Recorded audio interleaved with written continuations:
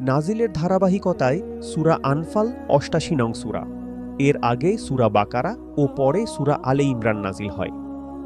বর্তমান কুরআন মাজিদের বিন্যাস অনুযায়ী এটি ৮ নম্বর সূরা। এটি দ্বিতীয় হিজরিতে বদর যুদ্ধের পর নাজিল হওয়া একটি মাদানী সূরা। নামের রহস্য: আনফাল শব্দটি নফল শব্দের বহুবচন, যার মানে পুরস্কার, বাড়তি পাওনা। আর আনফাল মানে যুদ্ধে লাভ করা সম্পদ। যুদ্ধে লাভ করা সম্পদ মুমিনের জন্য একরকম বাড়তি পাওনাই বলা যায়, কেননা সে তো সম্পদের আশায় যুদ্ধ করে না, করে আল্লাহর সন্তুষ্টির জন্য। বদর যুদ্ধে জয়লাভ করার পর গনিমতের সম্পদের ভাগাভাগি নিয়ে মুসলিমদের ভেতর কিছুটা তর্ক বিতর্ক শুরু হয়, যেটা কোনোভাবেই তাদের ইমানি স্পিরিটের সঙ্গে যায় না। এই কারণে সূরার শুরুতেই আল্লাহ তাআলা মুমিনদেরকে তাকওয়া ও ইখলাসের এক অনবদ্য রিমাইন্ডার শুনিয়ে দিলেন, আর সেখান থেকেই সূরার নাম হয়েছে আনফাল। মূল থিম: সূরাটির মূল থিমকে ৩টি ভাগে ভাগ করা যায়। প্রথমত, বদর যুদ্ধের পর্যালোচনা ও গনিমত বন্টন। দ্বিতীয়ত, কাফিরদের পরিণতি ও যুদ্ধের প্রতি উৎসাহ। এবং তৃতীয়ত, যুদ্ধবন্দীদের সাথে আচরণবিধি, জিহাদ ও হিজরতের পুরস্কার। মদিনাতে মুসলিমরা এসে আশ্রয় নিয়েছেন, ২ বছরও তখন পেরোয়নি। এতটুকু সময়ের মধ্যে মক্কার মুশরিকদের সাথে বেশ কিছু ছোটখাটো লড়াই হয়ে গেছে। হতাহতের কোনো ঘটনা অবশ্য ঘটেনি। তবে ওই সময়টাতে কুরাইশদের একটি বাণিজ্যিক কাফেলা সিরিয়া থেকে মক্কায় ফিরছিল। মদিনার ধার ঘেঁষেই চলেছে সে পথ। কাফেলার নেতৃত্বে ছিল আবু সুফিয়ান। মুসলিমরা চাইলেও মুশরিকদের এই কাফেলাকে তারা জব্দ করবে। ওদিকে আবু সুফিয়ান মক্কায় খবর পাঠিয়ে দিয়েছে, মুসলিমরা আমাদেরকে আক্রমণ করতে এলো বলে, জলদি করে সাহায্য নিয়ে আসো। গোটা মক্কায় হই হই রই রই পড়ে গেল। আবু জাহালের নেতৃত্বে অস্ত্রশস্ত্র নিয়ে ছুটে এলো বড় বড় নেতা ও তাদের সাঙ্গপাঙ্গরা। আল্লাহ ও তার নবীর ইশারায় মুসলিমরা তখন মত বদলালেন। কাফেলা নয়, বরং জঙ্গ করা হবে কুরাইশদেরই। আল্লাহর শত্রুদের সাথে ময়দানেই বোঝাপড়া হবে। আল্লাহ তাদেরকে সাহায্য করলেন। কুরাইশদের অহংকার মরুভূমির তপ্ত বালিতে মিলায় গেল। তবে এরপর উদ্ভূত হয় এক নতুন পরিস্থিতি। যুদ্ধে অর্জিত করা সম্পদ ভাগাভাগির প্রক্রিয়া নিয়ে তৈরি হলো মতবিরোধ।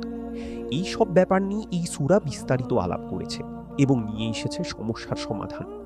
যুদ্ধে মুমিনদের করণীয় কি, যুদ্ধে জয় পেতে হলে মন মানসিকতা কেমন থাকা চাই, শান্তি চুক্তির ব্যাপারে কোনো ঝামেলা হলে কি বা করবি, এসব আলোচনা উঠে এসেছে এই সূরাতে। মোটা দাগে বদরের প্রেক্ষাপটকে সামনে রেখেই এই সূরাটি নাজিল হয়। সেগমেন্ট: সূরার শুরুতে আল্লাহ তাআলা প্রকৃত মুমিনদের পরিচয় তুলে ধরেছেন এবং তাদের পুরস্কার ঘোষণা করেছেন। মুমিনের জন্য আল্লাহর পরিকল্পনার চেয়ে ভালো কিছু হতে পারে না। মানুষ প্ল্যান করে বর্তমান দেখে, আর রবের পরিকল্পনা হয় সব কিছু সামনে রেখে। অপরদিকে মুসলিমদের বিরুদ্ধে কাফিরদের চক্রান্ত চিরকালের হলেও মুসলিমরা সঠিক পথে থাকলে আল্লাহই তাদের সেই চক্রান্ত থেকে রক্ষা করবেন। ফজিলত: বিশুদ্ধ বর্ণনায় এ সূরার ফজিলতের কোনো হাদিস পাওয়া যায়নি। তবে সূরাটিতে জিহাদের বিধিবিধান বিশেষভাবে জায়গা পাওয়ায় তাফসিরবিদদের কেউ কেউ এর নাম দিয়েছেন সূরাতুল জিহাদ। শত্রুপক্ষের গতিবিধি সম্পর্কে সজাগ থাকার জন্য মুসলিমদের উচিত এই সূরার পঠন পাঠন পুরোদমে জারি রাখা। সূরা আনফাল ও সূরা তওবা এমন দুটো সূরা যা অনেকটা অ্যাসিড টেস্টের মতো, যার মাধ্যমে আমরা আমাদের আকীদা ঝালিয়ে নিতে পারি। এই দুটো সূরার সঙ্গে যদি কারো ধ্যান ধারণা মিল না খায় বা পদে পদে কন্ট্রাডিকশন তৈরি করে, তবে বুঝে নিতে হবে তার আকীদায় গলদ আছে। শত্রু মিত্র নির্ধারণ করার স্পষ্ট এক মানদণ্ড হল সূরা আনফাল ও তওবা। কজ অ্যান্ড এফেক্ট: মানুষ যখন তাকওয়া অবলম্বন করবে, অর্থাৎ আল্লাহকে ভয় করে চলবে, তখন সত্য মিথ্যা পার্থক্য করার ও সঠিক সিদ্ধান্ত নেওয়ার এক অনবদ্য যোগ্যতা সে অর্জন করবে। সেন্ট্রাল থিম ও গতিপথ: যুদ্ধ জয়ের মূল মন্ত্র হল আল্লাহর ওপর অগাধ বিশ্বাস বা ঈমান। সূরার শুরুতেই মুসলিমদের স্মরণ করিয়ে দেওয়া হয়েছে যে বিজয় আসে কেবল আল্লাহর পক্ষ থেকে, তাই ভরসাও করতে হবে তাঁর ওপরই। কেস স্টাডি হিসেবে বদর যুদ্ধই তার চাক্ষুষ প্রমাণ, যেখানে ঈমানের জোরে মুসলিমদের ছোট্ট একটা দল বিজয়ী হয়েছিল কাফিরদের এক বিশাল বাহিনীর বিরুদ্ধে।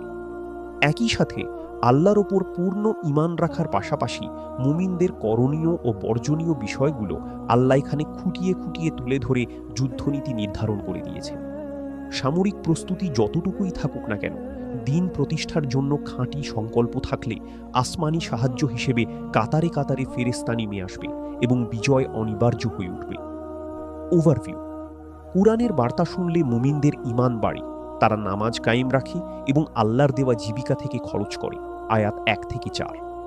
আল্লাহ চেয়েছেন মুসলিমরা বদরি মুশরিকদের বিরুদ্ধে লড়াই করুক, যেন সত্য প্রতিষ্ঠা পায় আর কাফিররা ধ্বংস হয়। আয়াত 5 থেকে 14। যুদ্ধের ময়দান ছেড়ে পালানো জঘন্য কাজ, এতে আল্লাহ তাআলা রেগে যান, আর যুদ্ধে বিজয় আসে কেবল আল্লাহর সাহায্য থাকলে। আয়াত 15 থেকে 19। আল্লাহ ও তার রসুলের সাথে খিয়ানত করা যাবে না। আয়াত 20 থেকে 29। রসুলের বিরুদ্ধে কাফিররা ষড়যন্ত্র করে, তারা ইসলামের বিরোধিতা বন্ধ না করলে ওদের বিরুদ্ধে যুদ্ধ চালিয়ে যেতে হবে। আয়াত 30 থেকে 40। অন্যদিকে গনিমতে পাওয়া সম্পদের 5 ভাগের 1 ভাগ আল্লাহ, তার রাসূল, রাসূলের নিকট আত্মীয়, এতিম আর মুসাফিরদের জন্য নির্দিষ্ট। আয়াত 41। যুদ্ধে বিজয় চাইলে আল্লাহ ও তার রাসূলের কথা মতো চলতে হবে, ঝগড়া বিবাদ করা যাবে না এবং ধৈর্য ধরতে হবে। আয়াত 42 থেকে 47। কাফিরদের জান কবজের সময় ফেরেশতারা ওদের চেহারা আর শরীরের পেছনের দিকে আঘাত করে। আয়াত 48 থেকে 55। কাফিররা শান্তি চুক্তি ভেঙে ফেলার পাঁয়তারা করলে যুদ্ধক্ষেত্রে ওদেরকে উচিত শিক্ষা দিতে হবে। আয়াত 56 থেকে 64। পরিশেষে আল্লাহ চাইলে বিশাল শত্রুর বিরুদ্ধেও বিজয় আসবে, তবে শত্রুকে পুরোপুরি পরাজিত করার আগে যুদ্ধবন্দী গ্রহণ করা যাবে না। আয়াত 65 থেকে 75। Case study. মানুষকে দিন থেকে সরাতে কাফিররা প্রচুর অর্থ সম্পদ খরচ করে, পাঠ্যপুস্তক, মিডিয়া, এনজিও এরকম শত খাতে দিদারসে টাকা ঢালে। কিন্তু আল্লাহ বলছেন ওরা অবশ্যই এই খরচের জন্য একদিন আফসোস করবে এবং ওদের চেষ্টা কোনোদিন সফল হবে না।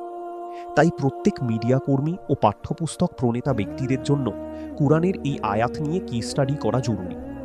ইসলামের বিরুদ্ধে নিজেদের চেষ্টাগুলো খরচ করে শেষকালে আফসোস করতে না চাইলে নিজেকে শুধরে নিন এখনই।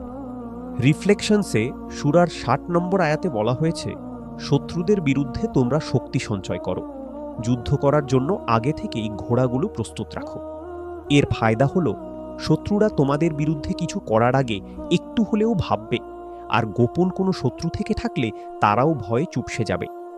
তাফসীরবিদদের মত হল আল্লাহর এই আদেশটি সকল জামানার সকল মুসলিমের বেলায় প্রযোজ্য।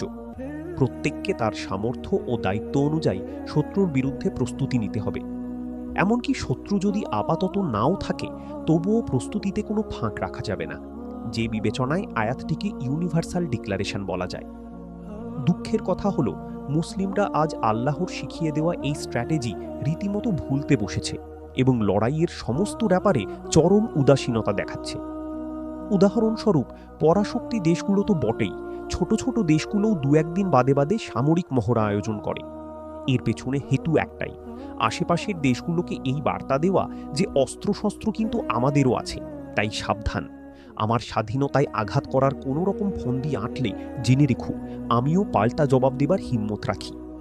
আধুনিক বিশ্বের অমুসলিম রাষ্ট্রগুলো আল্লাহর এই কৌশল ঠিকই রপ্ত করেছে এবং নিজের নিরাপত্তা নিশ্চিত করার জন্য এটি করাটাই বাস্তবসম্মত ও মোটেই কোনো ক্রাইম নয়।